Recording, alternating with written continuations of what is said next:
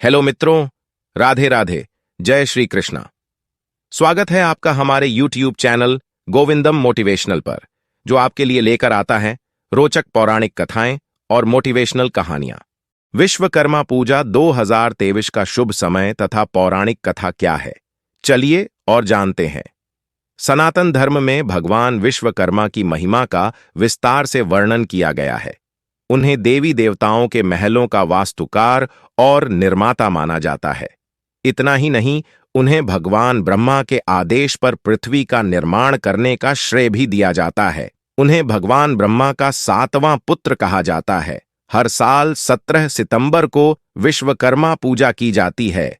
इस बार भी विश्वकर्मा पूजा 17 सितंबर को ही होनी है। विश्वकर्मा पूजा का शुभ समय सुबह 11:57 से दोपहर 12:46 तक है, जो इस दिन का अभिजीत मुहूर्त है। इसके अलावा जो लोग अन्य समय में भी विश्वकर्मा पूजा करना चाहते हैं, उनके लिए अन्य श्रेष्ठ शुभ समय दिया गया है। सुबह 9:17 से 10:49 तक, फिर दोपहर 1:53 से 3:25 तक, शाम 6:30 से शाम 8 बजे तक श्रेष्ठ समय है। ज्योतिष शास्त्र के अनुसार इस बार विश्वकर्मा पूजा पर कई शुभ योग बन रहे हैं। इनमें अमृत योग, सर्वार्थ सिद्धि योग, ब्रह्म योग और द्विपुष्कर योग शामिल हैं। विश्वकर्मा पूजा पर एक साथ इतने सारे शुभ आयोजन होना एक दुर्लभ अवसर है। ऐसा मौका 50 साल बाद आया है। इस दुर्लभ अवसर की वजह से लोगों के बिजनेस और करियर में जबरदस्त तरक्की हो सकती है। विश्वकर्मा पूजा का पावन पर्व हर साल उस दिन मनाया जाता है जब सूर्यदेव सिंह राशि से कन्या राशि मंक प्रवेश करते हैं। पौराणिक कथाओं के अनुसार आज ही के दिन भगवान विश्वकर्मा का जन्म हुआ था। इस दिन भगवान विश्वकर्मा की पूजा करने का विधान है। उनकी कृपा से बिगड़े काम बन जाते हैं, बिजनेस और रोजगार में सफलता प्राप्त होती है। दुनिया के पहले वास्तुकार एवं इंजीनियर कहे जाने वाले विश्वकर्मा जी ने इस सृष्टि की रचना करने में परम पिता ब्रह्मा जी की सहायता की थी। उन्होंने सबसे पहले इस संसार का मानचित्र तैयार किया था। प्राचीन काल में जितनी भी राजधानियां थीं, उन सभी का निर्माण विश्वकर्मा जी के द्वारा ही किया गया था। यहां तक कि सतयुग का स्वर्गलोक, त्रेता युग की लंका, द्वापर की द्वारिका और कलयुग का हस्तिनापुर सभी विश्वकर्मा जी के द्वारा ही रचित थे। सुदामापुरी की रचना के बारे में भी यह कहा जाता है कि उसके निर्माता भी विश्वकर्मा जी ही थे।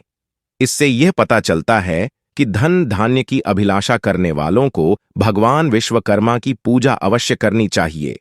विश्वकर्मा जी को देवताओं के शिल्पी के रूप में विशिष्ट स्थान प्राप्त है। भगवान विश्वकर्मा की एक पौराणिक कथा के अनुसार प्राचीन काल में काशी में रहने वाला एक रथकार अपनी पत्नी के साथ रहता था। वह अपने कार्य में निपुण तो था, लेकिन स्थान स्थान पर घूमने पर भी वह भोजन से अधिक धन प्राप्त नहीं कर पाता था। उसके जीविका के लिए साधन निश्चित नहीं था। इतना ही नहीं, उस रथकार की पत्नी भी पुत्र न होने के कारण चिंतित रहा करती थी। पुत्र प्राप्ति के लिए दोनों साधु और संतों के पास जाते थे, लेकिन उनकी यह इच्छा पूरी न हो सकी।